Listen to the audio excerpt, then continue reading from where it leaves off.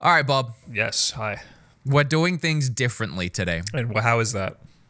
I'm prepared. That's impossible. I don't believe you. I know. I won't believe you until it happens.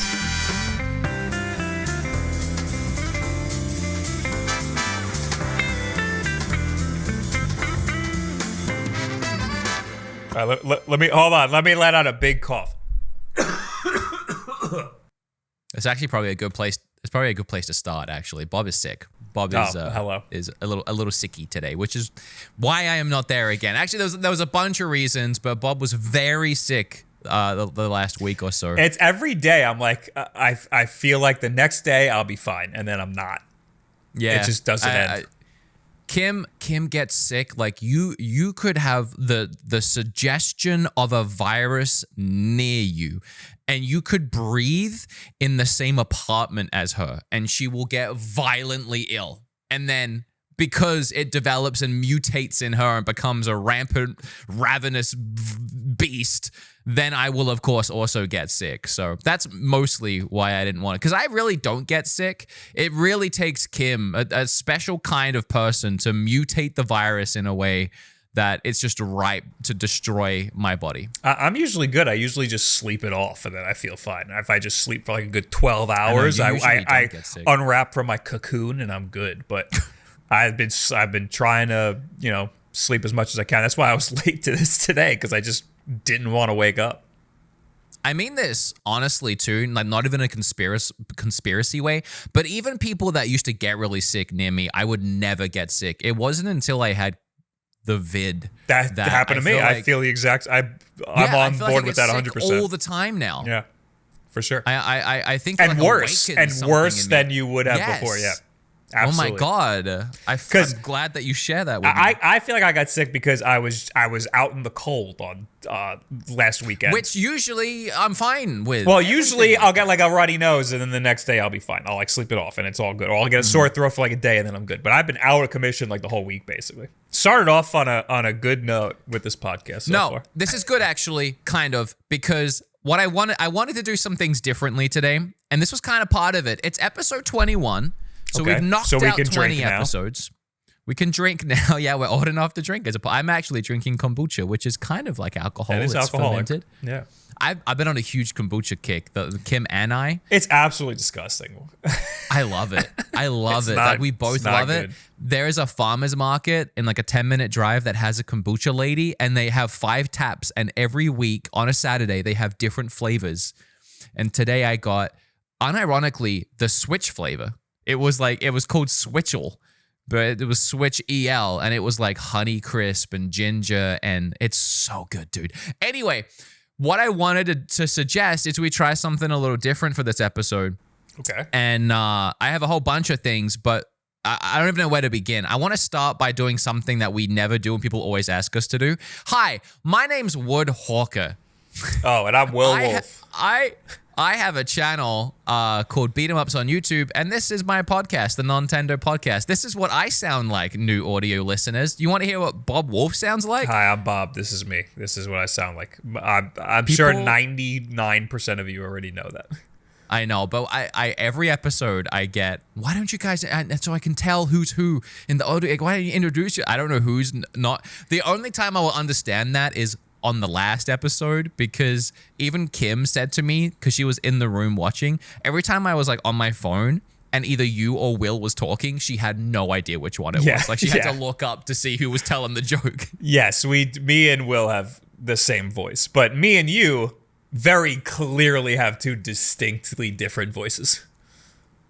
Yes, I have a bastardized accent that if you can't pick up on that. I actually had someone reply to one of my YouTube videos the other day saying, man, I really can't watch him anymore because of that fake American accent he keeps trying to do. Just sound Australian. What the hell? Don't get me started. I mean, I get made fun of for, I have an accent, but it's mostly my pronunciation of things that gets me in trouble. 7 years, okay? I'm starting to sound like the people I'm around. It's like living with the apes. You start to make ape noises after a decade. I don't know what to tell you. Well, Ross O'Donovan's Australian, and he like moved to America and like basically like lost most of his accent. But apparently, I don't know him personally, but apparently when he goes back to Australia or when he's around Australian people, it all comes out. Yes, I find there's two different kinds of people, to get into a weird conversation I didn't have planned. People like me and that happens. When you're around something, you just pick up on the dialect. For me, it just because I found that the accent so interesting, I would mimic people when they would talk. Like when Kim says something really American, like she'll be like, can't. Like I will just automatically go, can't. And she's like, why do you always make fun of me? Like, I'm not. I don't know why. It's like a tick. I do that. I do that too. As soon as I go home, it starts to flare back up in the other direction. My aunt's like that too. She's so British, and she still sounds really British even after 30 years in Australia. But whenever she goes back, even for a holiday, and then comes home, it's like, oh, how you going, governor? It's like, man, what happened there in those 2 weeks? You hang out with the... Okay, we can't. It'll be like the 5th time in a row. Oh my god! Every episode, that's an episode segment now. I was actually going to make that joke and then realize what I was doing. I was gonna say I just have a bit of a New York accent. It's not as like crazy as an Australian accent, but when I talk to people from Long Island, it comes out. I get more like I have weirder A sounds. What's a Long Island word? Mario, coffee, dad, coffee, dad, my dad, my dad. I think I've told this before on the podcast, but I still loved that the first time we came to do the podcast. No, we were filming the Satisfy commercial in New York. You were there. We were all walking together, and there was that lady yelling at her mom. I can't say the swear word because it's me and I'm on this side of the show. But it was literally, hey, Ma, you freaking idiot. I want that relationship with a parent that I can swear at them like that and it be okay. That's me. Usually it's the opposite, that's though. Long It's Island. usually my mom going, hey, dumbass. I love that, though. Man, I would kill for that. I'd kill for parents in general. But this is actually what I wanted. Ironically, I was gonna say every episode we've done so far, we've listened to Screenwave's advice, and I don't think it was bad advice. Where we got into the topic right away. Oh, we effed that already. What time is it? That's what I wanted to do differently because we never, ever take time to even introduce ourselves or to talk about our weeks. Now, we've already been rambling a little bit. I didn't intend, but I was going to ask you how your week's been before we got into it. It's been okay. I mean, I was sick. I had like one day where I just was completely out of commission and it pushed some things, away. But I got right back on track and I was able to put a video out on Thursday, so I felt good about it. You do anything fun or are you just kind of like bedridden? No, I just been sleeping late and working on video stuff. That's basically it. I actually may have picked a week to do this when on a week where I actually did something for once. Yeah, you did a cool thing. But as I did a cool thing. This is so strange to me. I'm a huge fan of wrestling. And AEW is a promotion going right now. It's probably the second biggest. It is the second biggest promotion in wrestling next to WWE. And it's just shocked me so much to find out how many of the wrestlers are video gamers and watch my content. Oh. Legitimately, like Adam Cole is one of the biggest stars they have over there. When I stopped by his Twitch chat and just said hi in his chat, immediately he stopped stream to be like, I watch you on YouTube. That was wild. And then I retweeted one of Ethan Page's toy vlog hunting videos recently because he went to a store near me and I was like, I want to go see that. So I went there and tweeted that I was there and he replied. And he was like, next time I'm in town, we should go out. And it just so happens it was only a few weeks later. They had a show on Wednesday here in Philly. So we met up on Tuesday. It was me and a couple of people that work there, like Charlie, who runs a lot of the backstage security stuff. And Charlie's also a huge fan. We went out to dinner after we were done filming videos for my channel and his. And Charlie was like, yeah, man, I've been watching you for forever. And you remember when your house flooded? I was like, dude, that was like 6 years ago. My like, God. oh my God.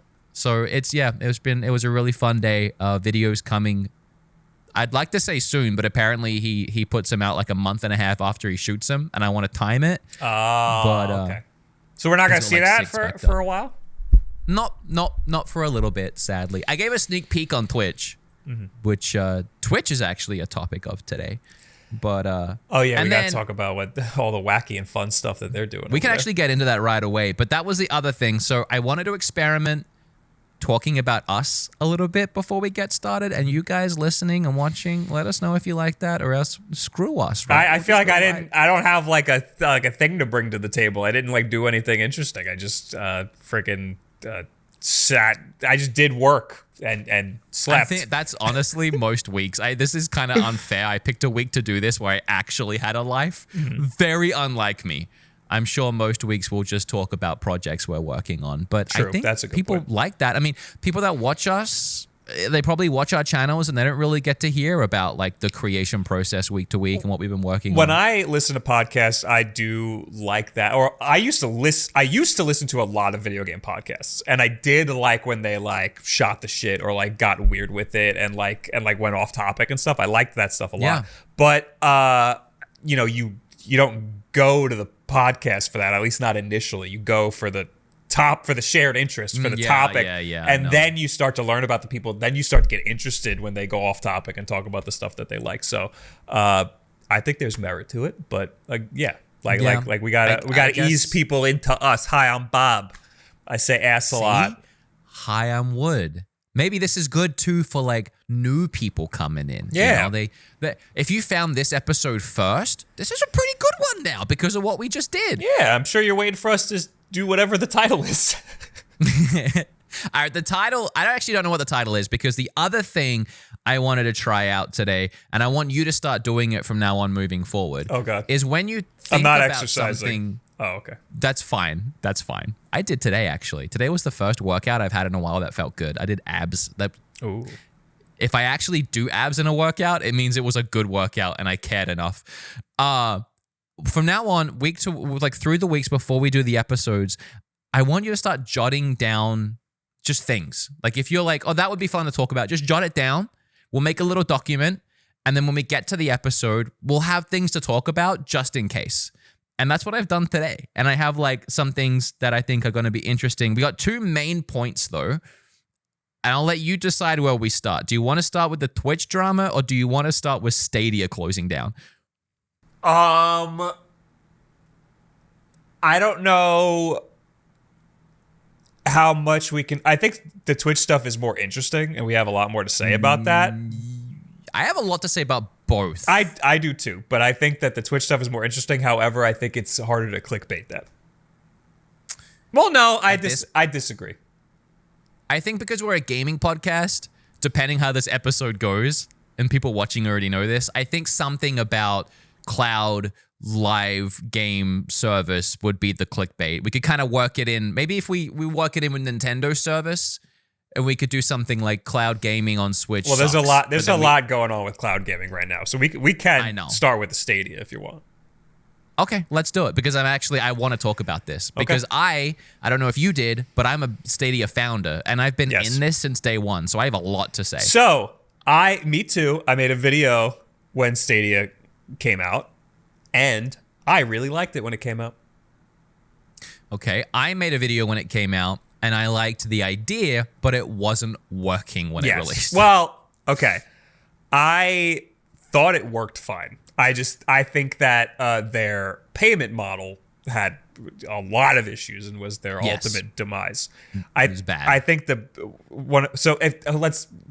Stadia's gonna close in January. Stadia's done. It's over. Yes. Yeah. They announced, as we're recording this, like a day or two ago, they announced that the servers are shutting down. Yes. Which has so many problems that we can dive into there. So yeah, everybody knew Stadia wasn't doing good. Nobody liked Stadia. It's been the butt of jokes since it came out.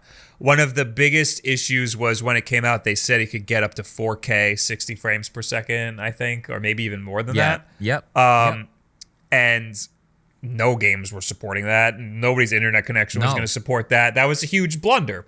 But I stand by the fact that at the same time, we were getting PlayStation 5 and Xbox Series X stuff coming out, news about that, and they said they could get up to 4K 120 frames per second, and almost no game supported that at launch either. So how come that was okay, but it wasn't okay for Stadia to say the same thing? I think because of what Stadia offers is nothing other than that. So like they couldn't hit their one goal. No. It was bad marketing for sure. The biggest blunder, in my opinion, is that the whole draw to Stadia for me was that you could buy a game and play it without having any hardware at all. You could just open a Chrome browser. Oh, I want to play Cyberpunk. You open a Chrome browser and you just pay $60 and you play Cyberpunk. That's awesome. And it runs well if you have a good internet connection. You get it at 1080p, 60, whatever. 4K, no, you're not. That's just not going to happen. But they launched it with the Founders Edition. You needed to pay $120 to even get your foot in the door, and then you had to pay for the game. Yes. So that was the biggest problem. In my opinion, here's where, in my opinion, this thing didn't work and where everything went wrong. This is a service that is marketed as you stream your games, play anytime, anywhere, blah, blah, blah, blah, right? So you paid the $120, you got the controller, and you got a dongle. And then you're in the Founders. Now, for me, I'm getting a dongle that I need that to play on the TV. So now I essentially have a console, in my opinion. I have something tangible that needs to get connected where I want to play. My other options for where to play was at my PC, where I have games and I have Steam, and I could easily just get a game if I wanted to sit at my PC. It didn't work on my phone. I think it eventually did, but for the first several months, it didn't work on my phone. So my two options were my TV with a dongle where I already have consoles, or my PC where it's already literally a PC. See, and their infrastructure for the games, there wasn't anything free at launch. I think there was like Destiny came with it at launch. That's what I played. And then you had to buy the games, and the games were very expensive. They were always full price. It would like Red Dead was on there $60. You know, X game was there $60. Everything was full price. It would go on sale on Steam. It would go on sale on Switch. But then Stadia would like never have sales, and they would always be full price. But see, that's why the idea was exciting, because remove yourself from your position where you have all of these options to play these games, because obviously you would just play it on the PC. But I tested it on my old MacBook in a Chrome browser, and I was freaking playing Destiny just like I would on my PS4 at the time. And I even used my phone as a mobile hotspot to play it on my MacBook, and it ran great. And there was some like aliasing, and the bitrate was horrible from my phone, but I didn't feel any. There was certainly a little bit of input lag, but it didn't feel like there was anything bad. I definitely wouldn't be playing like competitive Destiny, like PvP, but I would for sure use that to like link up with people and play PvE for sure, and grind out and stuff. I agree that the lag was very minimal, and I even in my video I was impressed by that, and I did tests for that when the game launched. But yeah, the bit crush, the games looked terrible. So the games to me only looked terrible when I remoted it into my phone. When I used my own internet, even through Wi-Fi, it looked great in my opinion. When I was blasting it up on my 4K TV, I mean it looked like I was streaming someone playing the game at maybe 720p. Right. Like it was not the full 4K 60 frames. And I mean, end of the day, I feel like they didn't offer what they said they were going to offer.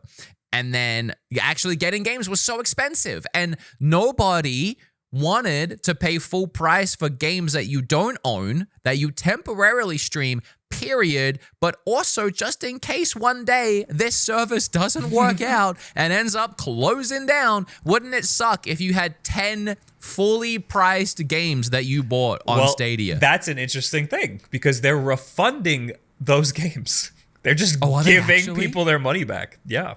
Oh, that's actually, I didn't know that. That's actually sick. They're losing this is a big loss for Google. That is crazy. They don't have to do that. I think they're refunding hardware too, but I'm not sure about that. Oh, wow. We should get our money back. I know. I know for sure they're canceling subscriptions. But I'm pretty sure they're refunding software. I don't know what the parameters are, but I'm pretty sure you just They're just giving everybody. There's other problems though. Like for example, when I was at PAX, I was at the Thunderful booth, the guys who published Curse to Golf and Fogs, and they were showing me around a bunch of stuff. And one of the games they had looked really cool. I can't remember the name of it. But he's like, yeah, that's a Stadia launch. That one's launching on Stadia. And I was like, oh, never mind. And I like it. And then I was looking at it though, and somebody came up. It looked awesome. It looked like I want to say it looked like Star Fox Adventure. Oh, wow. But a guy came up and was like, oh, this is cool. What is it? What platform? And the guy said, oh, Stadia. And the guy walked away. Oh, no. So, that's so sad. That game's not out. And now it might. Now what? Now what happens?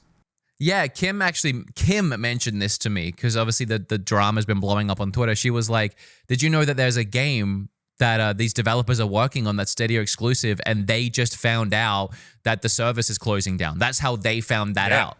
That I guess their game isn't going to get released. I mean, the good news is they still have the game, and if it's a good game, they can shop it around. But you imagine working on a game that long, and then that's how you find out you're, I guess, getting canned or fired? Yeah, I mean, they had to have gotten a great deal in order to want to publish exclusively on Stadia. Yeah. But you had to have known that.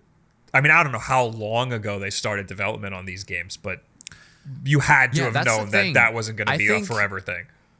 Everyone had to know, because I assume most normal people forgot about Stadia and did not pay attention to Stadia.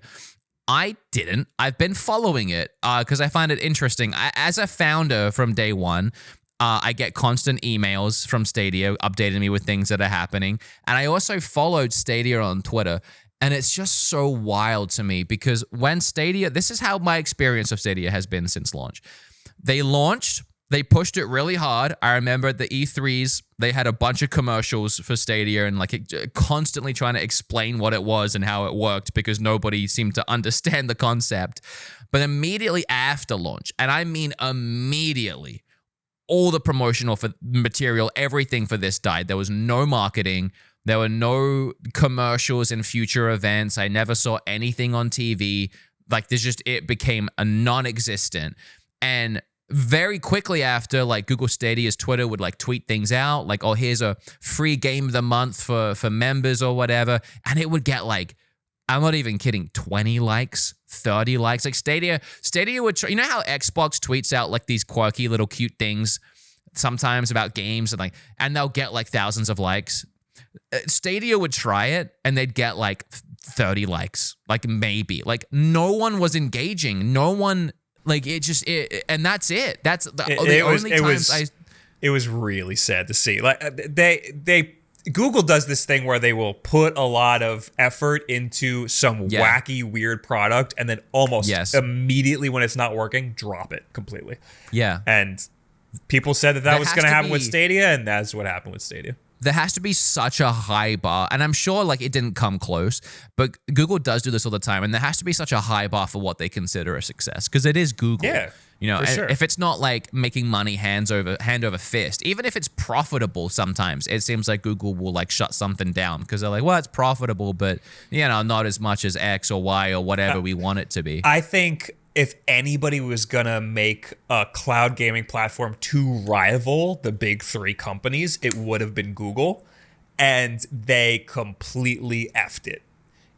They launched it at $120 and also give us money for each game. That's insane. They should have said it's free. Here's just open a Chrome browser and then buy a game. That's what it should have been, or a subscription model like how Xbox Game Pass is. It should have been free. The only thing you should have had to have paid for was the controller and the dongle if you wanted it. Yes. But there should have been an option to just open a browser, use an Xbox controller, use your keyboard and mouse.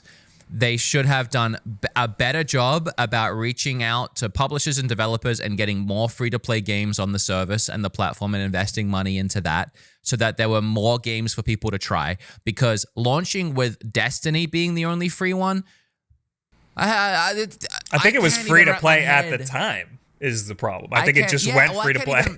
Wrap my head around how dumb that is. Destiny is obviously a very popular game, but it's one game in one genre. And most people have already played it. So there's there's not a ton of reason for someone to try the service and try something for free. If they don't like Destiny, they're not going to want to play it. So then what are they left with? Having to buy something to try the service. And then later on, having to subscribe to at least download one of the free games that you had available to you. And their free game selection was about as sad as what PlayStation's is month to month. Yeah, it was pretty bad. PlayStation's has been, their games with PlayStation Plus has been getting good. Xbox's has been horrible lately. Xbox games they've kind of switched actually. Bad. Cool. To not get into that, but Xbox has Game Pass now, so I feel like most of the good stuff they can get free is like always free. We should talk about that.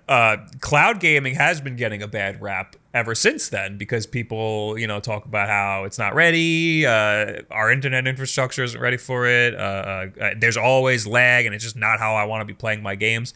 But you've played Xbox cloud gaming on the Ein or the Aya Odin or whatever, the Ein Odin, whatever. Directly on the Xbox, you can just play games. You can stream games now with xCloud. And it's like, look, I'm not going to want to play a competitive game with that much of an input lag, but just playing like single player Halo Infinite is on a little tiny device is pretty awesome. No, here's a separate conversation that we're in now because of that. But I do think that streaming games is viable. Right. I do think streaming games is the way we're moving into the future. Yeah. People get really upset when I bring that up. Reggie got in trouble for that like a week ago. I know. He said that the future is going to be cloud streaming, and everybody like jumped all over him. Streaming video games is going to be the future, whether we like it or not. Let me finish. Video games are the last physical media that we're holding onto physically because video gamers are very stubborn, but also because streaming games right now is not viable. And we'll talk about Xbox. I want to get back there because Xbox is actually doing something really cool. But as a whole, it's not super viable and there isn't many options. So we're holding on to video games. But think about everything else and how much we love how everything else is streamed.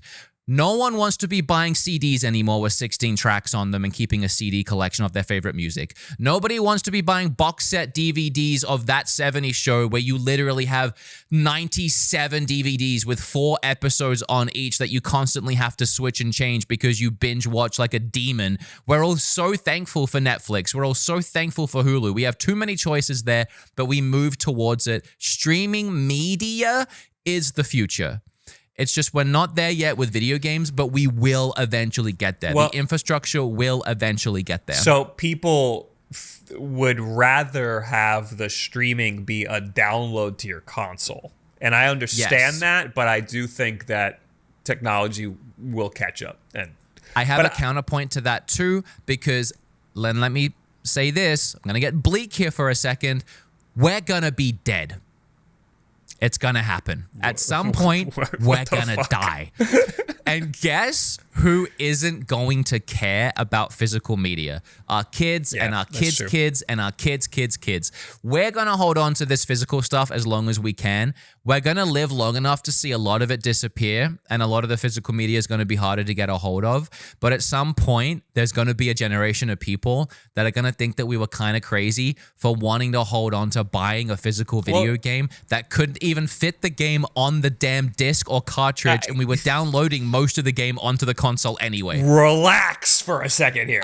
A lot of the pushback is not so much that people want a physical thing to hold and put on their shelf like you got behind you.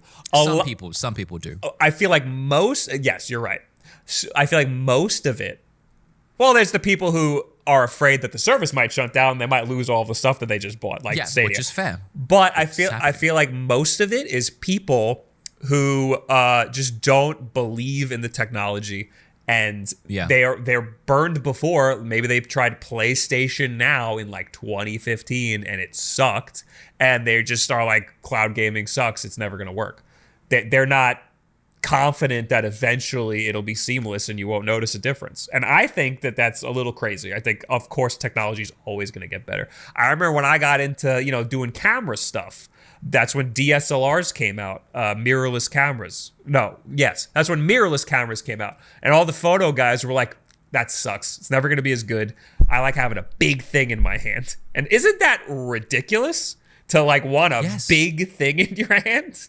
Yeah. They want to hear the shutter, like they want to hear the mirror like turn in the camera, you know? That like, is cool. That is cool. It is a little cool to hear the snap, but still, like it's a little ridiculous to hold on to that feeling that you had because it's like what, nostalgic, or because it's what you're used to. Like eventually convenience will win out.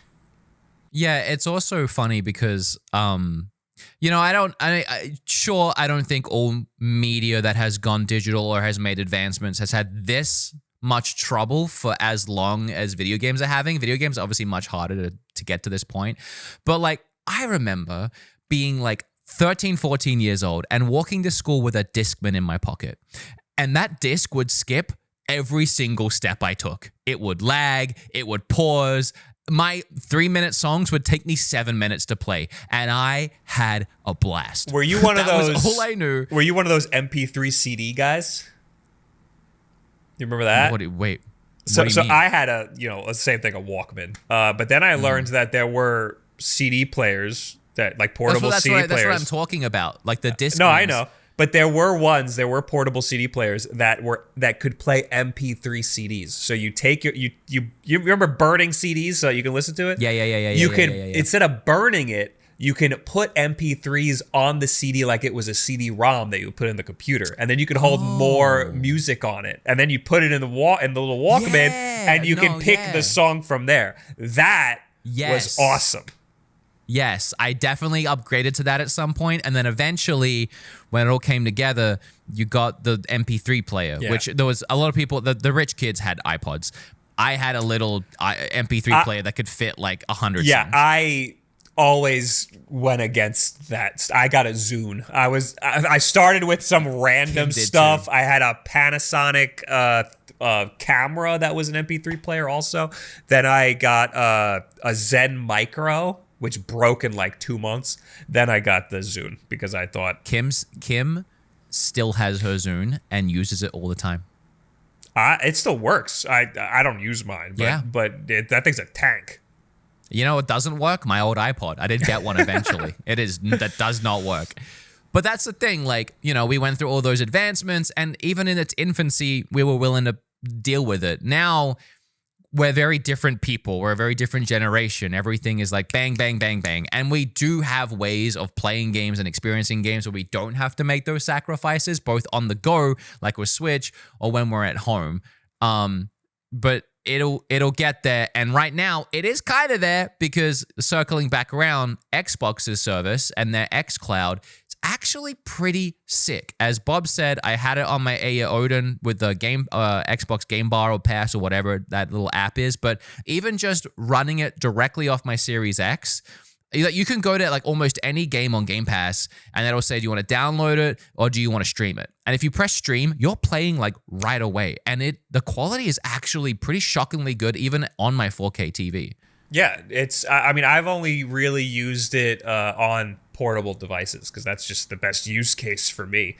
And it's incredible what it's able to do. Like, it's what Stadia should have been marketed as. Like, I think that like back in the day, like when I didn't have all this technology, I didn't have the expendable income to like buy all of this stuff to make gaming great for myself. Like back in the day, I would just do anything I could to play a game. So I would like have my parents' like old compact Pasario like running like a Quake server, you know? Like I would just do whatever I could to like get the game going. So, you know, if I was like 17 again, I'd be like, you know, I'd have an Android phone trying anything I can to play like Forza. And like that means I would scrape up some money and get an Xbox Game Pass subscription and play Forza on my phone. And I'd be blown away by that.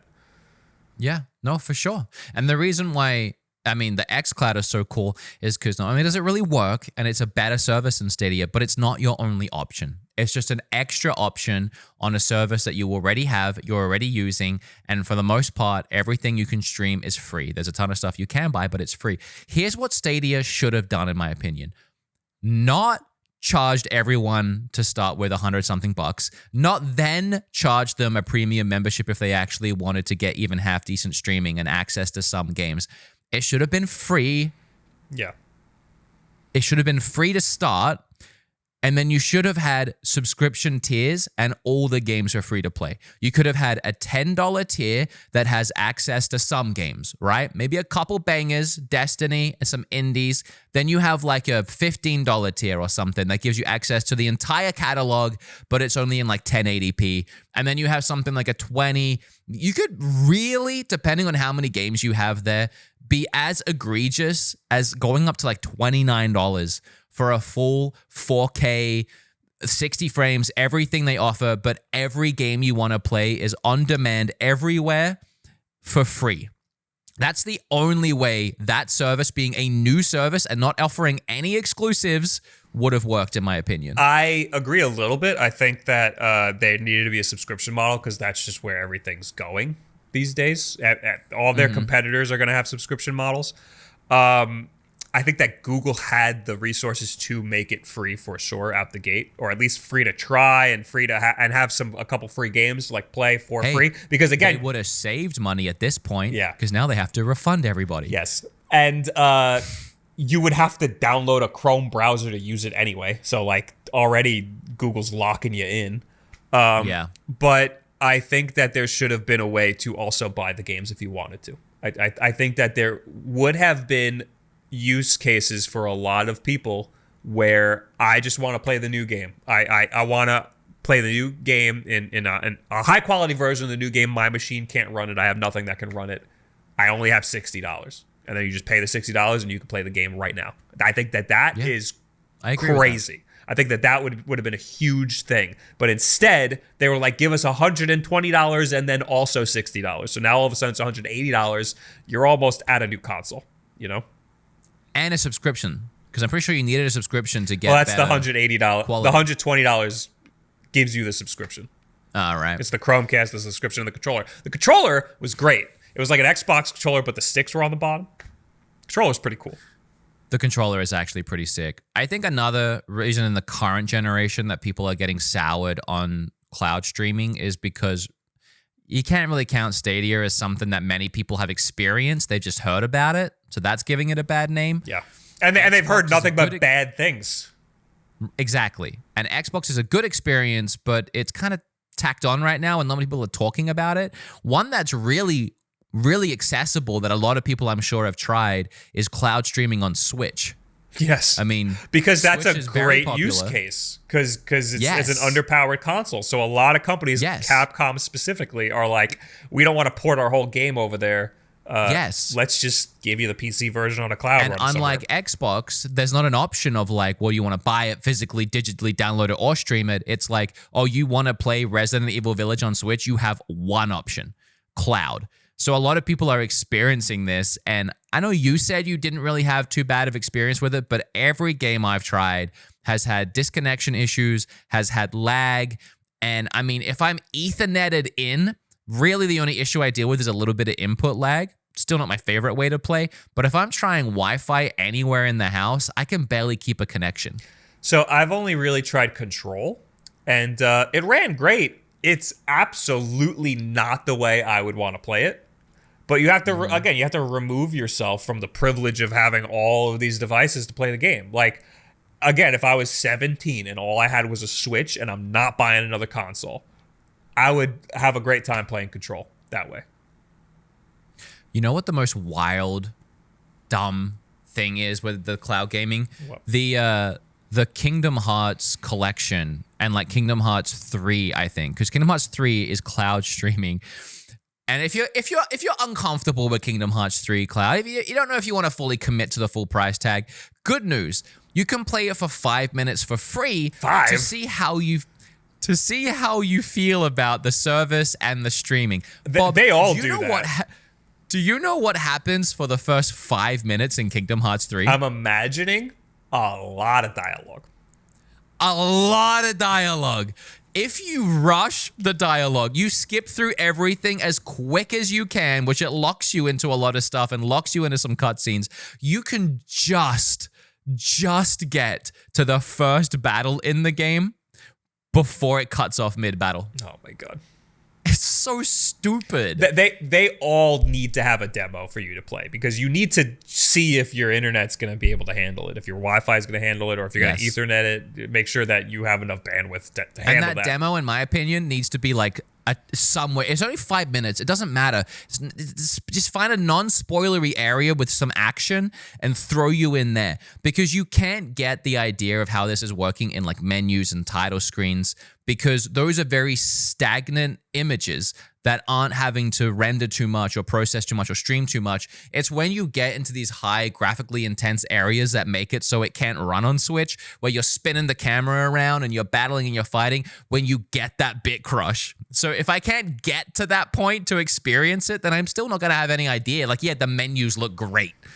Control was, I think, 30 minutes, and they started the timer when they gave you control. That's nice. Yeah. Yes. And there's like barely any cutscenes in the beginning, so you just go right in and just friggin' play the game. And Control looked nice. That's a good way to test it. I'm pretty sure all of these cloud games have a way for you to test it, so you don't have to pay for it. You can just try it right now, and I think that's great. I would be interested to see how well the sales are for the cloud versions of Switch games. I never see them up in the best-selling tab when they release. Yeah, most people don't want to do that. It is way less convenient, but also like think about like Apex on the Switch. Like, I'm glad Apex is on the Switch. That is a terrible version of Apex. Like, I know. Would it have been better if it was cloud gaming? I don't know. Yeah, I actually think so. Even though it's competitive, I actually think so, because it's pretty rough. Horrendous. Yeah. I mean, yeah, you might have a little bit of input lag, but the trade-off is like 20 frames, muddy visuals, like it still feels like there's input lag anyway. Yeah, exactly. Yeah, it's rough. Like, it may as well just. It's a free game too. I would be interested in seeing that become streaming, become a cloud option, because then you could download it or you could try streaming it. Yeah. I wonder if Apex does have that infrastructure anywhere else, if they stream. I don't know. I know Call of Duty does not. You can't stream Warzone on anything. Maybe it's different now, but back when I used to play Warzone, it wasn't available on any streaming platform. I almost moved on to, and then I looked at my notes, and this is why I have notes. A conversation that popped up with all the Stadia stuff, Luna. Oh, yeah. I forgot about Luna. So I was about to bring that up, too, because I did want to talk about that. Because when I said that if anybody could compete with the big three game companies, it would be Google. Mm-hmm. If anybody could make a good cloud service, it would be Microsoft. But then next in the list is Amazon, because they have the biggest web hosting infrastructure in, I think, the world. So yes. Them having a streaming platform makes a lot of sense. However, I know nothing about their streaming platform, because I'm pretty sure they have like no games. They have like every Ubisoft game, I think. But so this is wild, because Luna is essentially Google Stadia, but by Amazon, and it launched shortly after Google Stadia. And it came out of literally nowhere with almost no promotion leading up to it, and then no promotion once it launched. And I forgot it, like completely forgot it existed. It's baked into Amazon. There was a while there where if you went to the Amazon shop to buy something, it would like advertise Luna. That's been long gone. They had their own controller. It was the same thing. I think they would send you a dongle, I'm pretty sure, for a TV. Like, it's essentially the same experience. And the only time I actually got to try it was when Kim and I went to Austin for a movie premiere that I was in. Yeah, it was a fun little movie. What was that movie called? It's called Hero Mode. I was in it. I filmed a little bit for it. We were in Austin, and the Airbnb we stayed in had Luna, which was so weird to see. And after wrestling with them and getting the password because it wasn't logged in, it was listed as an amenity, I want to add. And I tried playing it, but it was like password protected. So I messaged the Airbnb and was like, hey, can I get the password? They had to reset it for me. And I played like a car racing game. There really wasn't much on the service. And I was shocked at how good it was running, considering I was on like an Airbnb Wi-Fi. It really was pretty stable, but wild to me that still exists, because no one No one's talking about that. I'm going to look up, if you want to talk about it, I'm going to look up games for it. Well, I was just going to say, like, Google is really good at doing something wacky, and then when it doesn't work, immediately canceling it, just cutting the head off. But Amazon is very bad at that. They will just make a new wacky thing, and if it doesn't work, they will leave it to grow stagnant and die. And that is what they're doing with Luna. They're just putting it to the wayside. And I think they already did that with Twitch. I think that they've completely given up on Twitch, but we will talk about that later. That's actually a good segue I was going to try leading into by saying they do have a lot of good streaming infrastructure too, because they now own Twitch. Let's talk about Twitch. But before we do get there, I'm looking at it. We also have a whole interview to do. Don't forget about that. Is that in your little notes? We have to talk to the whole third person. Yeah, it was. And we were going to do a little sponsor break. Hold on, give me a second. So it says play free with Prime. So I don't know if it's always been that way, but there's a selection that you can play free with Prime. There's also a Luna Plus. The Prime doesn't look that interesting. Let me see all games actually. Oh God, now it's trying to bring up a whole app. Okay, so we've got like, for free, we've got Earthworm Jim 2, Skatebird, Star Wars Pinball, that Blair Witch game, and Metro Exodus. That's it. Interesting mix. If you want to play for free, if you want to pay $10 a month to get Luna Plus. Oh my God, wait, they have channels. They don't have. Wait, this is weird. They don't have New World. Listen, They have Luna Plus, which is $10 a month. I'm going to read those games in a second, but they have other plans. Family plan, $6 a month, which comes with different games. It comes with like Garfield Kart, Garfield Battle Kart, for Bikini Bottom, Bee Simulator, some really scrub tier games, but like family orientated. Then they have. I gotta look up Bee Simulator. Hold up a second. It looks bad, actually. I bought it on Switch as a joke and never played it. But they also have a retro channel. For $5 a month, you can add on a retro channel with Castlevania, Centipede, Street Fighter 2, Metal Slug 3. They have Ubisoft Plus for $18 a month, where you can stream all Ubisoft games. They have Jackbox Games channel for $5 a month, where you can stream only the 8 released Jackbox games if you pay the $5. This is a wild payment plan. You wanted options. This is here you go. Insane to me. Okay, so I want to look at the Plus. The Plus is where you actually get a ton of games. So there are. Does that include the Ubisoft stuff, or is there an additional for the Ubisoft stuff? No, that's, as far as I can tell, that's additional. Okay. Those were all like subscribing to like TV channels when you have cable. Right. On Plus, we have like Trails from Zero, Potion Permit, which did just release recently, actually, that in the last couple of weeks. So they're still adding Tetris Effect, Resident Evil 2 and 3, Years 8, Lost Judgment, Medium, Control, Zero, Like a Dragon, Yakuza, Devil May Cry 5. So they do have a lot of good games, a mix of indies and then like newer releases. I'm not seeing any bangers, I'm not seeing like GTAs, Red Deads. They got both No More Heroes though. Well, I thought the big deal was New World launched on Amazon. Oh, that was an Amazon studio that made that, I guess. That was that like MMO. Everybody on Twitch was playing it. It's probably in here. It is actually a pretty extensive list, but if I'm being honest, it's this list of games has a very Game Pass feel, where it doesn't have like the big uns, but it definitely has some cool ones that you look at and you're like, oh, for $10 I can play that for free. Oh, okay, that's pretty good. So their list of games ain't free. I would say, as far as what I was trying to say with Stadia, for $10 to get Luna Plus, you kind of get access to a Game Pass scenario where all the games are free. But I think this service is much better. Yeah, but what's better than that is Game Pass. Or we've been completely ignoring PlayStation Plus Premium, which I think is the best value you can get right now, but only if you really have a PlayStation.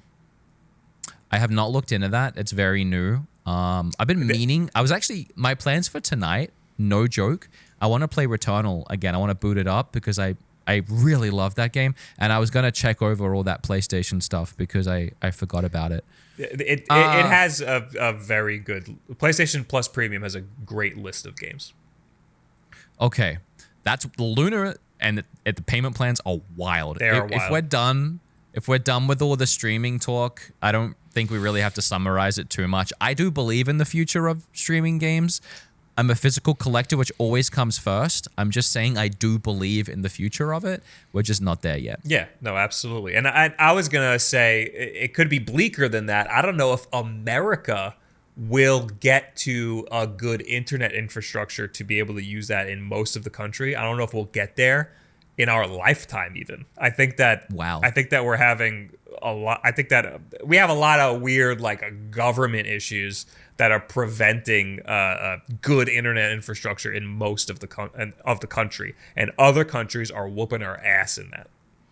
That's pretty wild, because coming from Australia and hearing about things in UK and European countries, America internet is well and above and beyond, and making progress is quicker than what I still had. Essentially dial up. I was capped at 100 gigabytes every month for how much download I could get, and I had to spend a lot to get that cap, and my download speed was 50, and that was the highest that you could get in Australia at the time. I know it's advanced there, and a lot of places, even where I used to live, have fiber and have the 1,000, but you guys were getting that here well before us, and now it's going up a tier. I was gonna say, how was Texas? Texas was good. Texas has I forget the company that does it. I thought your internet was slow as shit when you were in Texas. I thought you were complaining that you couldn't upload shit ever. No, in our first couple houses, yes, but when we bought that house, that we had fiber in that house. We had the 1,000 up, 1,000 down. That house was sick. I have it here too. On Verizon now. I think Verizon's actually better. But now shut up. We have a lot to talk about. Yes. Yeah, we have Celia coming on the show, who's been waiting this whole time, and I forgot. Just on episode 3, we had a bunch of indie devs and publishers, you guys remember, talk about their games coming out. Card Shark was already out, or at least it was coming out very soon after. Then Liam's game came out, Golf Story. They're the last. Whoa! Game. Curse to golf, Jesus! What did I say? Golf Story. Oh my! You're God. almost as wrong Sorry. as I'm about to be. Continue. Sorry, I know the name of the game. I swear. And the last person was Celia with their game Steamworld Dig. My God, can we just cut this? Butchering Their game this. is called Shovel Downwell. Dig. Anyway, over to you, Celia. Over to you. Wait, no, don't go over to her. Before that, sponsor time. We don't have one, which. We've been doing a lot of sponsors lately, and it's been really nice, but we didn't have one lined up for this week. So I'm going to do something that we haven't done in a hot minute. Patreon. If you don't know, somehow we have a Patreon. It's going very well. We're uploading one bonus episode every week. I talked about how we've done 20 episodes, Bob. We've actually done 40, and half of them are Patreon exclusives that you can get access to right now for $5. You can watch 20 episodes that we've made. The best part about them, and we didn't intentionally do this, but I've been thinking about it recently, the bonus episodes usually are way more about us, whether it's, what I'm going through, what you're going through, playing a game with Kim and Hannah. They're very isolated experiences that are actually good to go back and listen to at any time. So if you've been missing out on them, now's a great time to go back and start watching all of them from start to finish. Please do, because that is what's supporting the show the most. We got paid from YouTube yesterday. Today, yeah. Patreon is what is supporting us the most. So please go over to Patreon. And the only thing that made that YouTube check a little nicer was because our merch is tied into it. Yeah, you can also grab. That's been pretty good. Yeah, that's been doing really well. Actually, Bob said that out of the allocation that we initially bought, we're getting close to running out, and we might need to get more. I want to make sweaters. Yeah, hoodies, right? Hoodies, yeah. Hoodies. We'll do something. But don't worry about that. Buy t-shirts now. There'll be links for that down below. Okay, thank you for all of that. Now let's talk to Celia, who is still waiting. Hello, Celia. How are you? Hey, how are you guys doing? So good. I'm good. So happy to be here. We had Liam back on an episode recently because his game finally came out after we talked about it on the episode with the indie team, devs, publishers, all of that. And now your game has come out over the last couple of weeks. Yay! How's it? Yeah. So, Shovel Knight Dig. How's it doing? How's it performing? Oh, it's doing great. We're number 1 on Apple Arcade right now. Oh my God. Nintendo Switch, we're doing great as well. Steam reviews they're doing mostly positive, so that's cool too. And it's just it's been such a blur. It's already been a week, but it feels like a year in my head since so much content we're pushing out, like a lot of like announcements, and we're promoting the game like far past launch. So it's been really fun. But right now I'm on vacation, so I get to sleep for a little bit and then keep on going. we're pulling you out of vacation just for this. This is now your second game that you've published with Yacht Club, right? The first one being. It was my third. Cyber Shadow was in 2020, then Pocket Dungeon, then Pocket Dungeon. Yes. How does this one compare to the other ones? Every launch is always a beast, but I really enjoyed Dig. Well, actually, I really enjoyed the other games too. So it's just been really great. Yeah, so, I want to say I've actually come prepared. I've played a lot of the game. Yay! How far are you? How far have you gotten? I have by a lot. I mean, I have played quite a few hours. It's actually really hard though. Like it's pretty hard. I don't know if I just suck at it, but I am struggling, but it's a good level of difficulty. I actually think I like it more than the standard Shovel Knight. No, you're out of your mind. You're absolutely insane. I know, but it is good. It is very good. I love roguelites. I'm on a really big kick with them recently. And this one has a lot of really cool concepts, and I just love that it's a roguelike where I know this is like obvious and kind of coy, but you go down. Like it's like most roguelites are like side scrollers, you go left to right. This you go down. Like it feels fresh, it feels different. Well, thank you. I really appreciate that. It's fun. We made a video explaining the differences from the original Shovel Knight to Dig, and it's literally Shovel Knight goes left to right, and Dig you go down. So I'm really glad that the game message conveyed that to you. Yeah, no, it was not lost on me. So Celia, you've been talking to me about this game for years now. I don't think you ever told me that the guy who made this game was the guy who made Downwell. That's not correct at all. That's not correct? That's not correct at all. Where did you cut it out? Cut that out. Cut that out. Cut it out. What kind of my video? Ojiro, I think I don't remember his last name, but Ojiro, he made Downwell. Nitrome made Shovel Knight Dig. So where'd you get that information? Where'd I get that? Nitrome works with us. Devolver works with Ojiro. Did Nitrome have anything to do with Downwell? I don't think so. Bob, I think Cut it out. I think other people are capable of making games that go down. I don't think it's necessarily developer-wide. Of course not. They're very similar. I love Downwell because it's one of those games. It's a touchscreen control game where there's only 3 buttons, and touch controls I think only work well when there's a very limited amount of buttons, and that's why I like Shovel Knight on the phone. I've been playing it more on the phone than I have on Steam or anything else. Shovel Knight Dig? Dig, yeah, Shovel Knight Dig. Yeah, and I'm one of those that downloaded it on Apple Arcade because I just have an Apple Arcade subscription. How much is it on Apple Arcade? It's free. If you get the Apple Arcade subscription. My God, Switch game is getting ripped off again. I know. And it's the same as the Switch version. It's just you have touch controls, or you can now hook up a Joy-Con. I was about to say I paid for it, and then I remembered I did, and Celia gave me a code, so I can't really complain. Is it on? It's not on Android, right? No, it's not.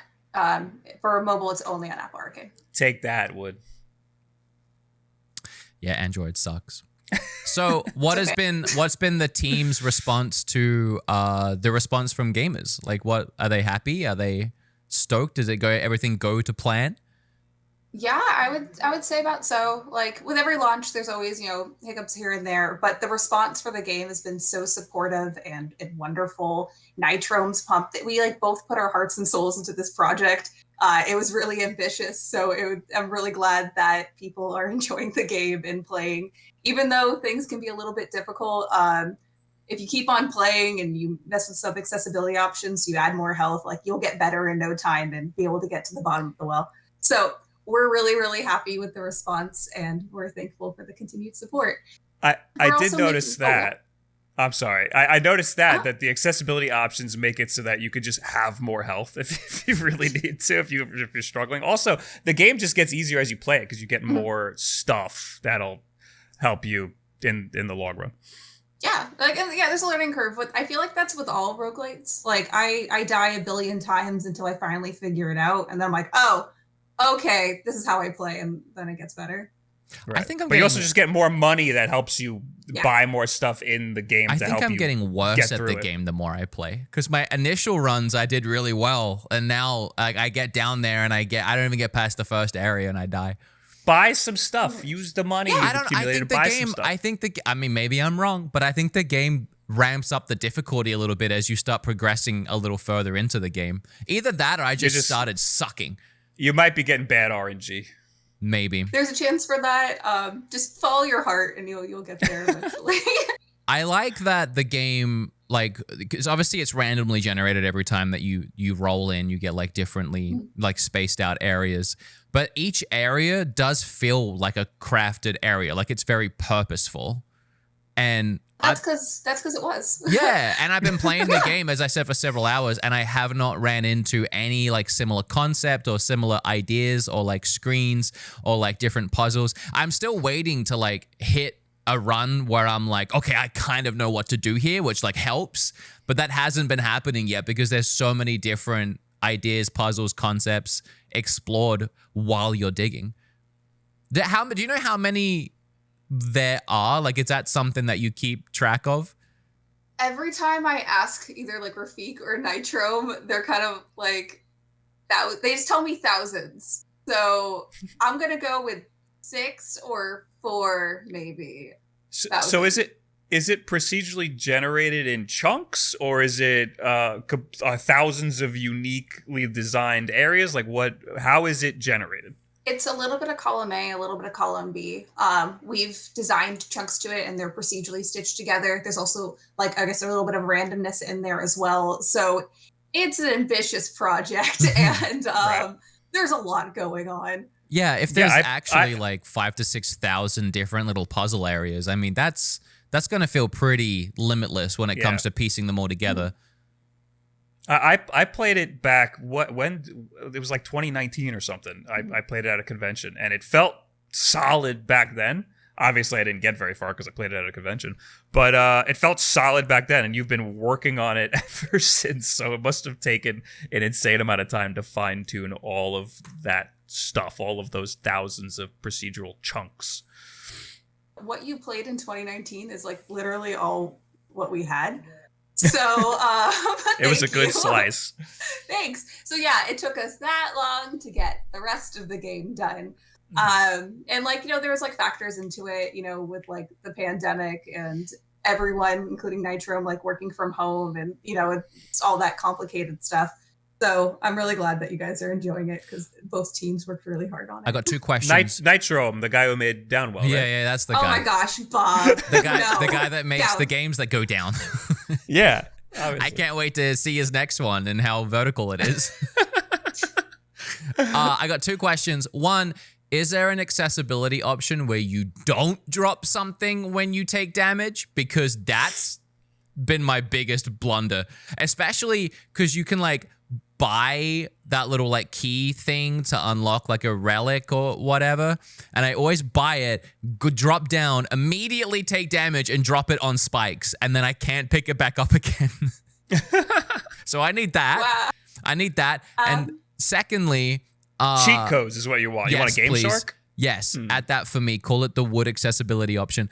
And secondly, thank you for writing that down. When we had Liam on with Cursed Golf, he had just found out that there was a game-breaking bug in his game that they published, and they were having a hard time getting a fix pushed through to Nintendo. Have you yet come across any game-breaking bugs or any issues that you need to fix? Anything that's a problem because the mass audience has gotten their hands on it.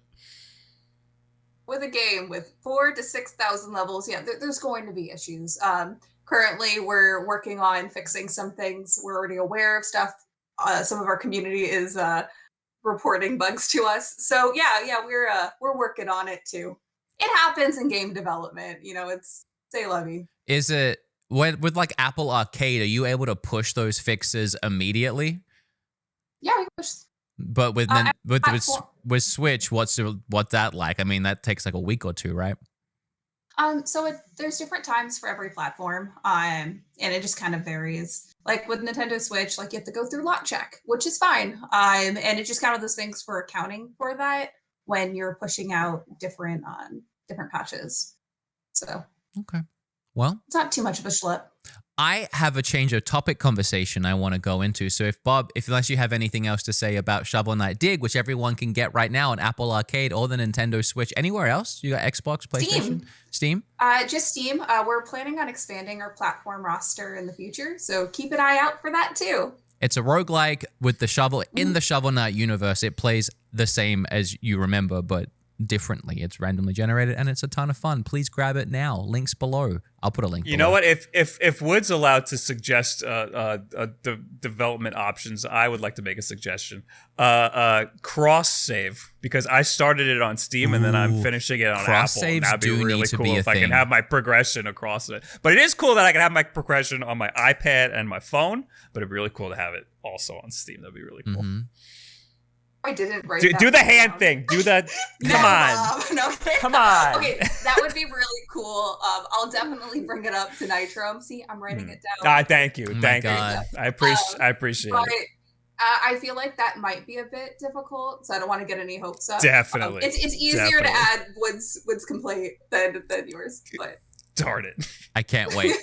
I'm so excited. Okay. No guarantees. Anyways. I wanted to say, because we were initially struggling a little bit for ideas for this episode, and then I ended up actually coming up with a lot of stuff. So I tweeted on the Nontendo account, give us some ideas for today's episode, and you actually had a little tidbit, had a little question. What games do we want to have added to Nintendo's online retro service? So why don't you take it away, Celia, because you obviously must have something in mind. You're not going to say what I responded to that tweet? You're not going to say Wood. Can you read the rest of the tweet? I don't have the tweet in front of me. I have my notes. I don't know what you said. Really? Yeah. I said Wood's never played a retro game before. That's true. I haven't.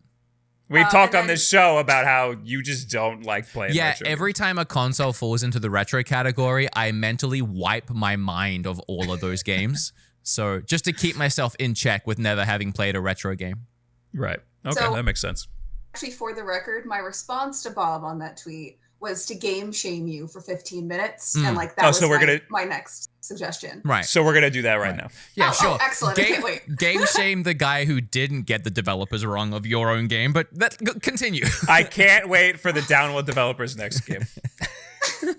So what retro games would you like to see come to, I guess, either the NES, Super Nintendo, 64, or Mega Drive systems? Okay, so taking out my list. Mm-hmm. So for Nintendo 64, just full disclaimer, I'm a Nintendo 64 kid, so I have my inbox N64 there with my Banjo-Kazooie Shrine. So I know I am. Mm-hmm. So for it, I would love to see Mischief Makers come to the online service. Not a lot of people actually know about that game, and it's so good. It's a 2D platformer. It uses the N64 D-pad, which 8 games did, and that was one of them, and it was very good.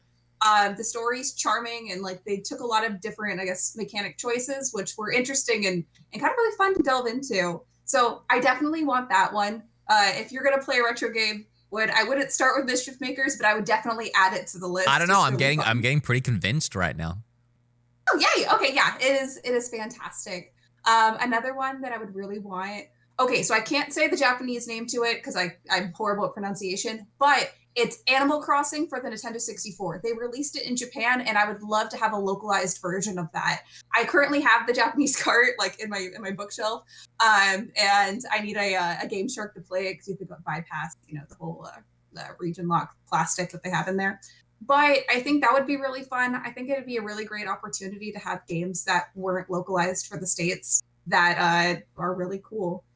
For Animal Crossing, at least, it's basically the same game that we got on the GameCube, except it's missing a few features when they expanded it for the GameCube. So I think that'd be cool. I thought for sure you were gonna say Quest 64. Oh God! Okay, Bob. I didn't know this was like a sore subject. No, I ranted to you years ago about this game. So to fill Wooden, so a long time ago, Bob and I talked about Quest 64 in an interview, and so that game was one of the games that taught me that there were bad games in the world.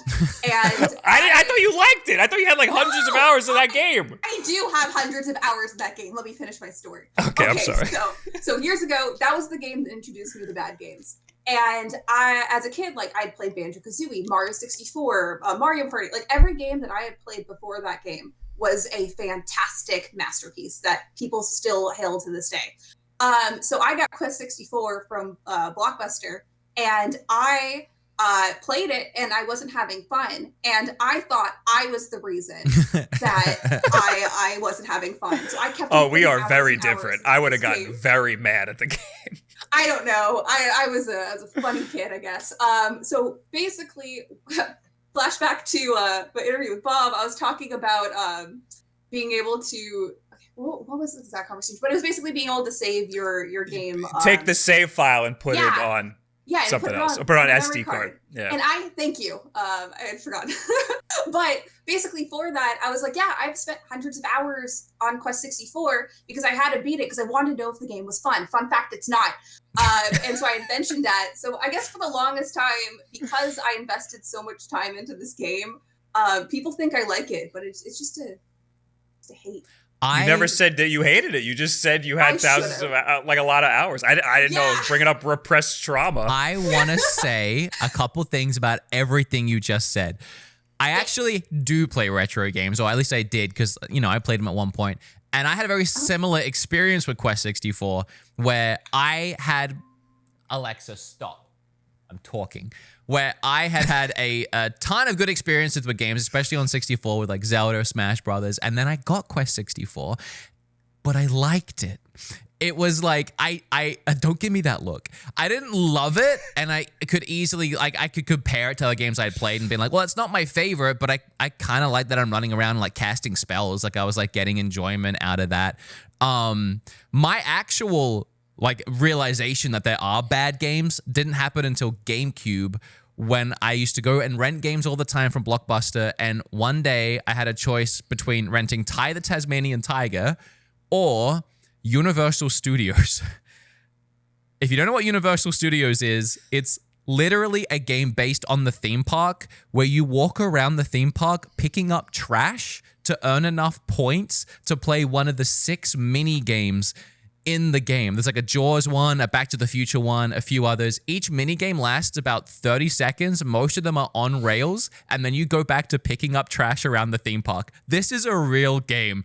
I went back the same day with that and returned it and asked if I could get something else, and they said yes, because that game is returned often and they're used to that. So I got Ty, and Ty was sick.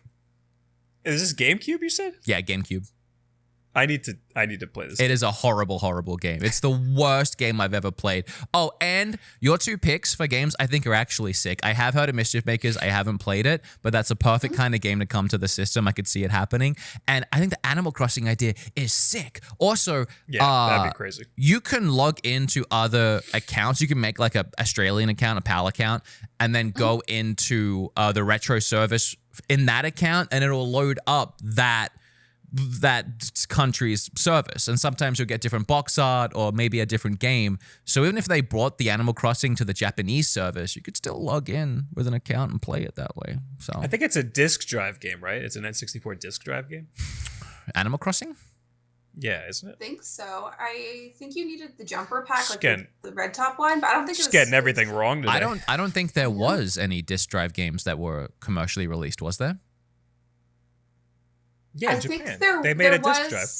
They had a couple. I'm not an expert. I am an N64 kid, but like NTSC. No. Well, we didn't have that.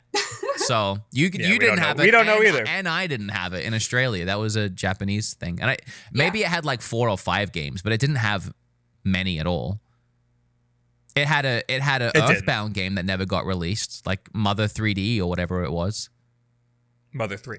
Yeah, that was canceled. Which is disappointing. Okay, well, Bob, thoughts? Well, my the game that the first bad game I ever played, the one that made me realize there was bad games, was Ocarina of Time. Anyway, Celia, thanks for coming to this. Thanks for hanging out with us today and talking to us about Shovel Knight, the next game from the developer of Downwell, you said? Oh my gosh, I will fight you. Well, thank you for having me. But yeah, it's by Nitrome and Yacht Club Games. It's out currently now. Love those guys. Been a big fan for years. Yeah. I really like it. It's a fun game. You should play it. It is good. It is very good. Thank you, Celia. Bye, guys. Thank you. I can't believe I got the, you're still the game upset. wrong. I put it in my video. I don't know what made me. I was so certain that it was the same developer. What video? The iOS Joy-Con video, because it's playing Shovel Knight. Now you're gonna. They're very similar games. They're very similar. Now you're gonna have to go back to that video and use the YouTube editor tool to like dub it and just sub in random music over the top of everything you say. No, I'm just gonna delete that part. But that's it. I pay for captions. And when you delete a part of the video, it fucks up all of the captions. Oh, yeah. They all get moved. Then leave your dumb mistake right where it is. God damn it. All right, yeah, we got to talk about Twitch really quickly, because this is what we do every time we only film one episode in a day. Is we're like, oh, we have all this time, we can talk about. Also, when we have guests, we still think we have to talk for an hour for some reason. So let's talk about Twitch quickly. But I guess before we get there, I really thought we wouldn't talk about streaming that long, and I had a bunch of things, and I want to just tell you another episode. Let's. I want everyone listening to know what I had prepared, but let's talk about them in the bonus episode. Okay. So I wanted to talk about Wiglet. Oh, the penis Pokemon. The cum Pokemon. The pee-pee Pokemon. Mm-hmm. I want to talk about that. Or at least I put it on here. I wanted to talk about Grounded releasing, because I think that's a wild story. Okay. Do you know about that game? I mean, I know it's been in beta for like 1,000 years. Yeah, it was the weirdest thing. They announced this game called Grounded. It looked really cool. And then randomly, this is on Xbox, this is an exclusive. Last year at some point, they were like, oh, we're just going to shadow drop it today. But it's only in beta, and more of the game's coming later. And I played it then, and it was like, yeah, it felt very unfinished. And then they just randomly released it recently. In the last week or two, the full release came out. So I feel like they just completely botched that launch. It's a really cool idea, but that is such a soft way to launch a game. Mm-hmm. And I also wanted to mention the Alteria figure that you sent to me. Oh, why? Because I think it'll be a funny conversation. Okay. It's a very beautiful figure. It's a very beautiful figure. I'm a big fan of the game. I can't believe you didn't know that the game had like a lot of porn. Like around it. It's so strange, because those games have always been like kind of on my radar, but I've never played one. But they just look like, I don't want to say the word generic, but look like a lot of those games. It wasn't until I saw the gameplay for the recent one that I'm like, oh, this actually looks really sick. Like, it's giving me Breath of the Wild. I'm pretty sure there's like no hentai in the game at all. It's just, with like it's JRPG, just all the stuff around it. They like sell toys that are like hentai. The only reason I know about the game at all is because when I worked at GameStop, they had a collector's edition, and it had like one of those boob mouse pads, and I think like a waifu pillow and all this weird stuff. And there was like very suggestive artwork on it, and it was like hidden away in a drawer somewhere.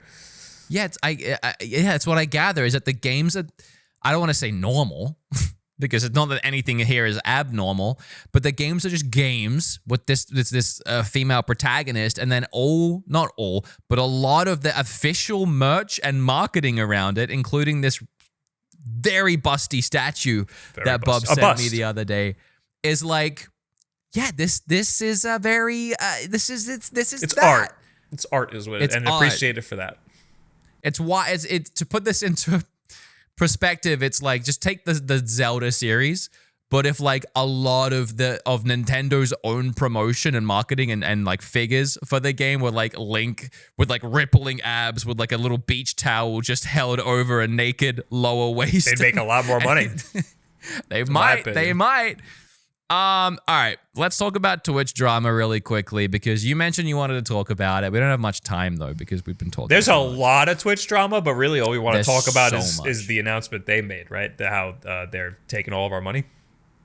Yeah, so you have the Twitch drama in the sense of the drama Twitch themselves started by announcing that apparently they're broke. Oh, woe is them. Not like they're owned by Amazon or anything, and they're trying to take money from the creators.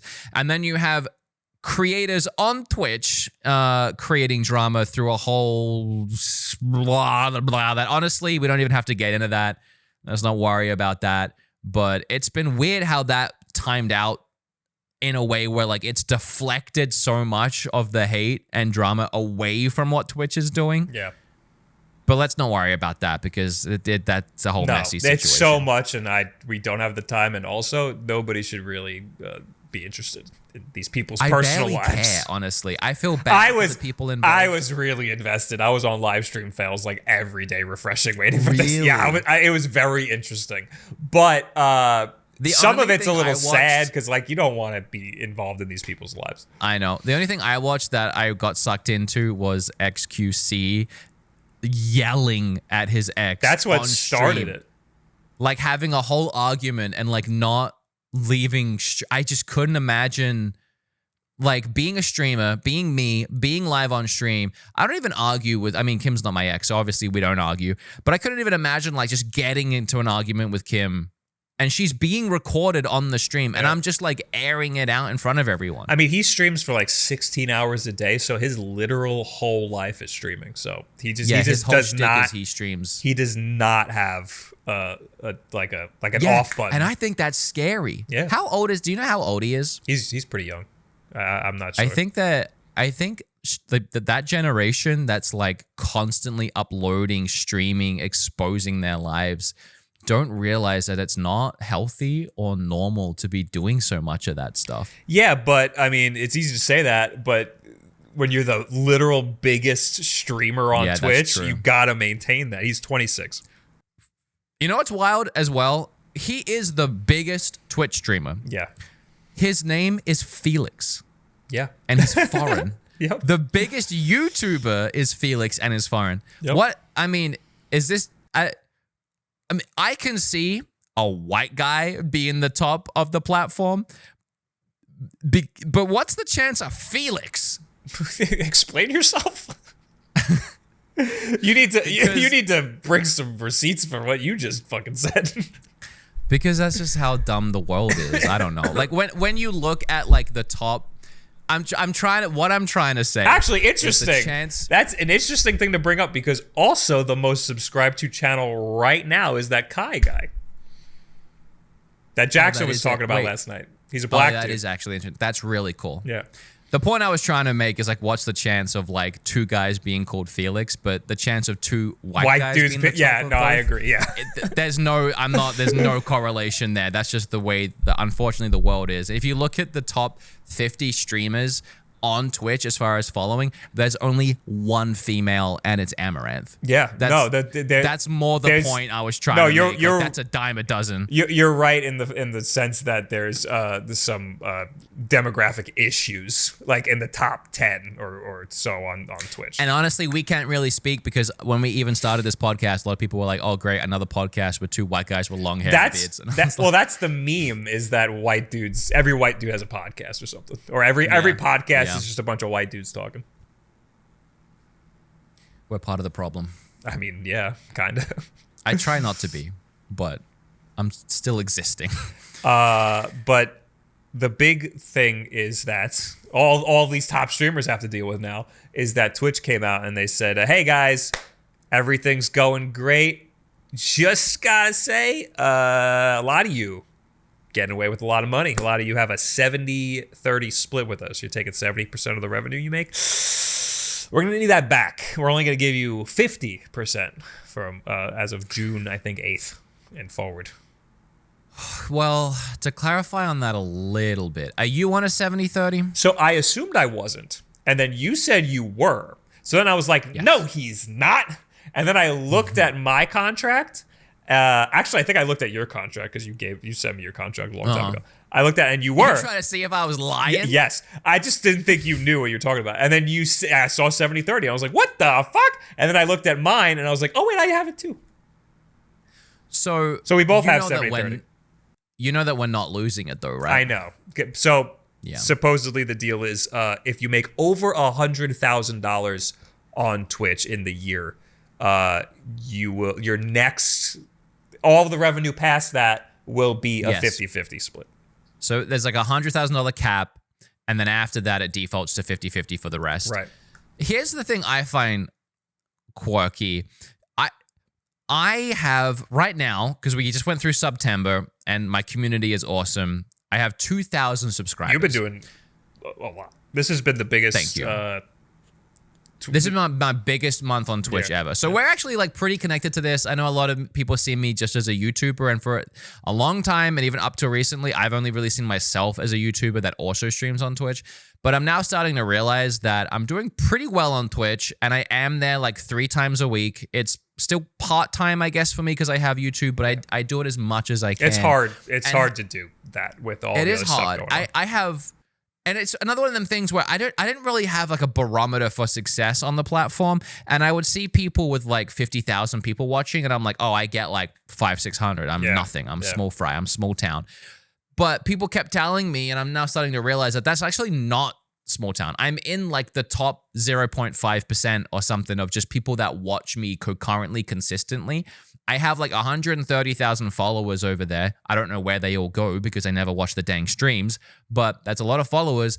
And then with the 2,000 subs that I have, actually puts me in the top 1,000 most sub to channels on the platform worldwide. I actually think right now I'm sitting at about like 800 or something. And I'm not saying this to flex. I'm saying it because I make nowhere near $1,000, $100,000 a year. You know, I'm making a fraction of that, being like the 800th most sub to channel. So you have to imagine that this affects maybe at best the top 150, maybe 100 streamers on the platform. I think it was around 600, the top 600, I think. That it affects the top 600? I think so. I think I saw XQC like going through who it affects. But the thing is that like, I mean, I don't think it, the top like, I don't think it can. Well, the top like, even if it only affects the top couple people, you know, the top like 10 people make millions. So like, they're losing a lot of money from that. Yeah. Well, the point I was trying to make is that they're putting out this statement to the entire world, and the entire world seems to get very upset about it when really it's only affecting about the amount of people that go to a small convention, and those people are all rich. Well, I mean, for the most part. Well, hold on. Which I'm not saying that that's. I think it's a big problem still. I'm saying it's just funny to me how many people are getting upset that people very rich are losing some money in a very small group of people. You're absolutely right. I think the two problems are that there's a competing platform that is not doing that, and it makes them look really good. And also, I don't care that all these rich people are losing money. Like, that's not a problem. Consider the business you run right now on your YouTube channel, or like me. Like, I don't make, I don't make as much as like all these giant channels do, but I make enough where I can hire people and stuff. I can lose some of my revenue to hire people to do stuff. And if I made like just over $100,000 on Twitch, let's say I made $200,000 a year on Twitch, and that extra 100,000 or so is what I'm paying other employees. And so now I have a business on Twitch, people running stuff. Now all of a sudden I'm missing like a huge chunk of the revenue. I'm gonna have to fire somebody like that. No, that is huge. Those people, not the people who are all the way at the top, those people who are like kind of skirting the line, it could be a huge issue for them. I agree. I completely agree. My point was just like the reaction it had surprised me, because when you actually put it all in perspective, it doesn't really affect anyone. It affects very few people who are already making a lot of money, but it doesn't affect as many people as what the reaction seemed to imply. Yeah. It's just not affected, for example. It's just the way they came about talking about it. Yes. And the blame they put. On the flip side, I want to say, I think the people making that much money deserve to be making that much money because they're clearly, for the most part, not speaking about everyone, problematic people, I don't care. I'm not talking about that. But for the most part, a generic blanket statement, they're on the platform. They're bringing in that much money through ad rev and all of that. That's what they deserve. Why do I deserve my 70-30 any more or any less than what somebody else doing a better job than me deserves? So that's the money that they're making, the platform. That's really easy for us to say because we're on that side of the product. We're the ones doing that. But I'll say YouTube has the same mentality. YouTube is like, these guys create the product, they bring people to our platform, they keep people on our platform, they deserve at least 50% of the revenue. So we're a little biased, but there's a whole other billion-dollar company that agrees with us. Yeah. And if there's another flip side, sometimes when I've mentioned that or I've seen that sentiment, some people have said that like the creator is the only one that should be getting paid, or the creator's the platform does need to be paid. I absolutely would not be doing what I do without YouTube. I wouldn't be able to bring people to watch my videos without YouTube. The platform does do a lot. Yeah. Like, let's look at YouTube, for example. I get paid by the ads, right? Yeah. And they need my videos to put those ads on. But I didn't go and make the multi-million-dollar deals to get those ads on the platform in the first place. Yeah. YouTube handled that. YouTube handles that. YouTube gives me the service that I don't pay for, that's free to upload videos on and then hold those videos there forever, no matter how much I want to upload. They keep the service hopefully clean of a lot of, trolls and scams, and keeps me out of trouble there. And like, they do a lot that I am essentially paying them a cut to manage and to run. So the amount of bandwidth and the amount of storage they have to handle is absolutely insane. Yeah. And there's a huge give and take. And that is part of what Twitch cited as their costs. They said that the cost of running high bandwidth, they said, streams and all of these streams at once is really expensive. They said that 200 concurrent viewer stream costs them 1,000. A 200 concurrent viewer stream that streams 60 hours a week costs them $1,000 a month. No 200 viewer stream is streaming 60 hours a week. That's absolutely insane. And $1,000 a month is ridiculous. They're owned by Amazon, who I said before in this podcast, Amazon owns the biggest web hosting on the planet. They could cut them a deal. They're definitely making a little deal on that hosting that they're doing. Also, high quality streams. They have the worst fucking bit rate out of any video service out there. So they can't be complaining about the cost of running all of these streams. Figure it out. Make it better. Like that's your problem. Don't trickle down and make it our problem. Their bit rate is 6,000 kilobits per second, 8,000 if you're a partner. YouTube lets you do up to 50,000 kilobits per second and 4K 60. Yeah, it is pretty wild. I did read that breakdown they gave of like the 60 hours and the 1,000, and it's just weird that they even like divulged that information. That was what made me the most mad out of the whole statement. I didn't even care that they were doing 70 to 50. Wild. It was that all of their numbers were ridiculous, and there is zero excuse for their main service to be as bad as it is when they have that much shit backing them, and everyone else is doing better than them. At least in terms of creating a quality product. It's also weird because like I looked at those numbers and I was like, okay, 260 hours. So I usually stream to like 400 or 500 people.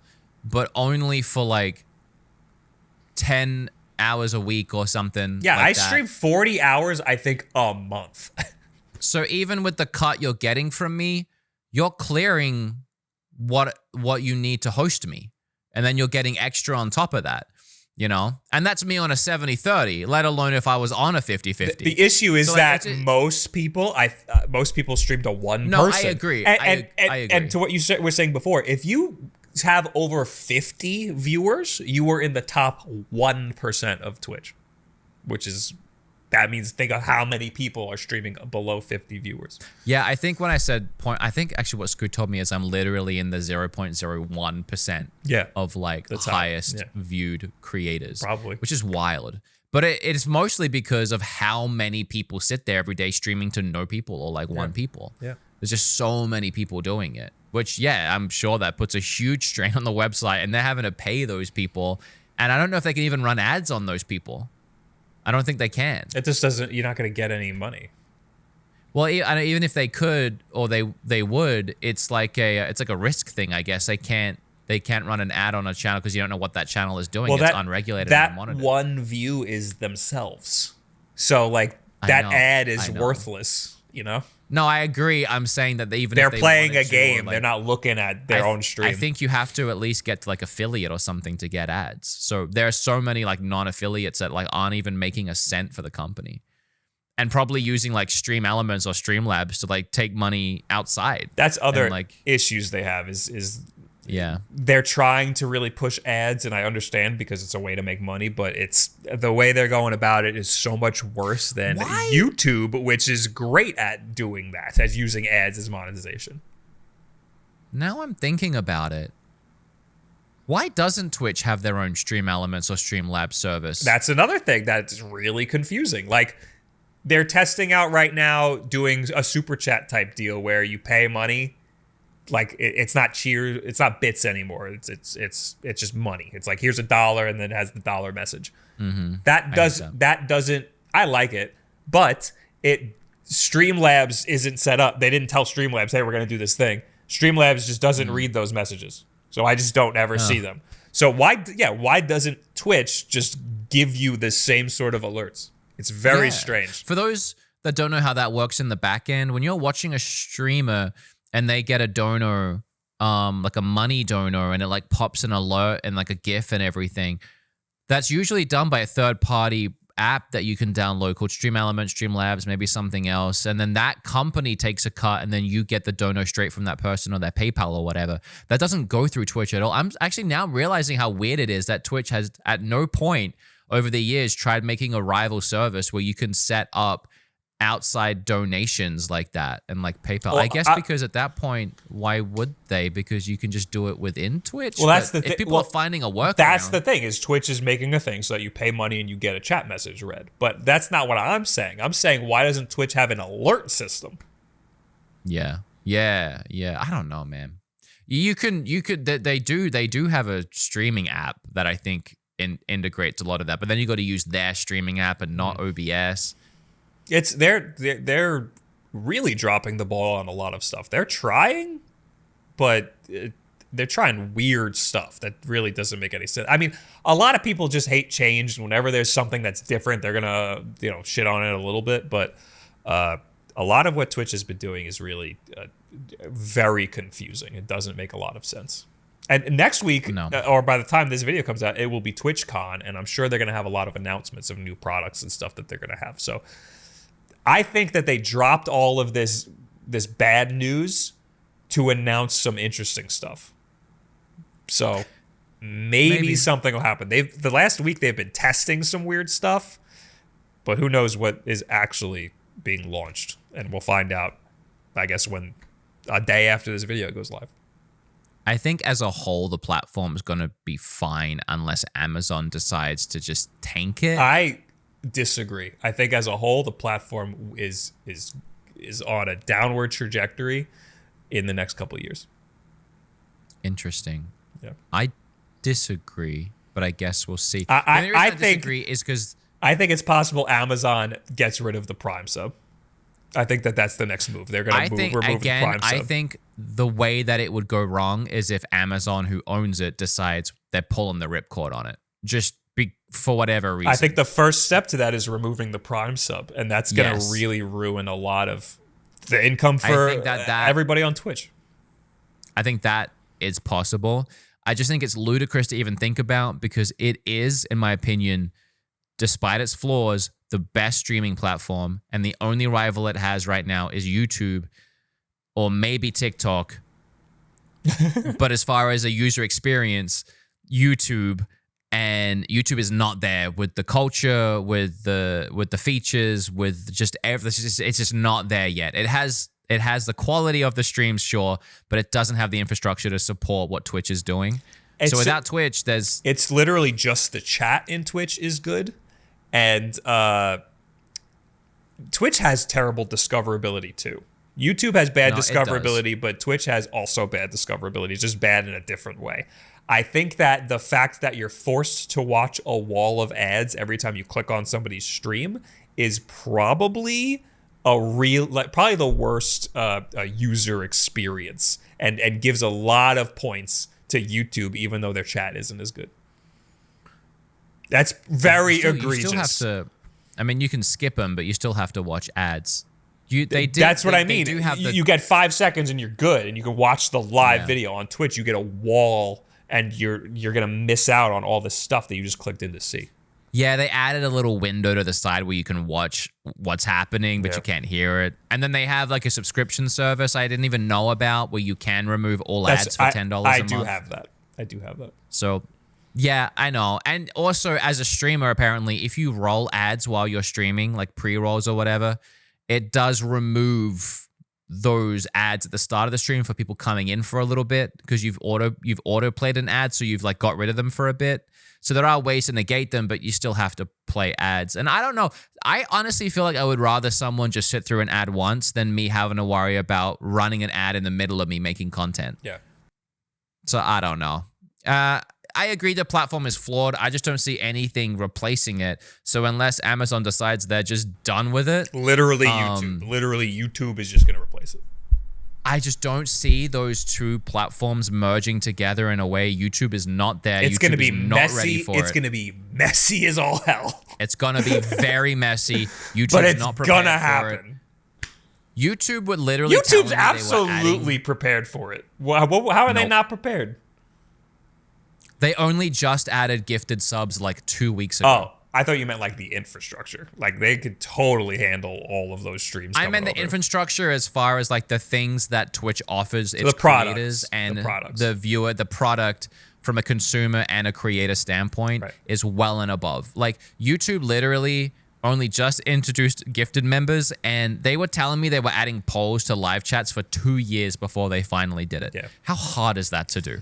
If everyone came over tomorrow, they would be scrambling to try and get all the other features up. They don't have anything like a hype train. They really try to like polish everything before they put it out. They don't support in any way anything like what we were doing with Cult of the Lamb, where there was like that Twitch integration and crowd control. Yeah. Like none of that. None of these experiences that make Twitch unique and fun for the viewer and the... There was Super Bomberman R on Google Stadia that allowed you to have a little plug-in to play with everybody when you're streaming on YouTube. Thank you so much for watching a super long episode. Make sure to rate us 5 stars, leave a comment down below, and subscribe. Again, remember the Patreon is always available as well as the merch. We've been having a lot of fun recently with the episodes. I think the one with Will is probably my favorite we've done. Thank you for watching. See you next week. Or the bonus right now. Mwah. I love you.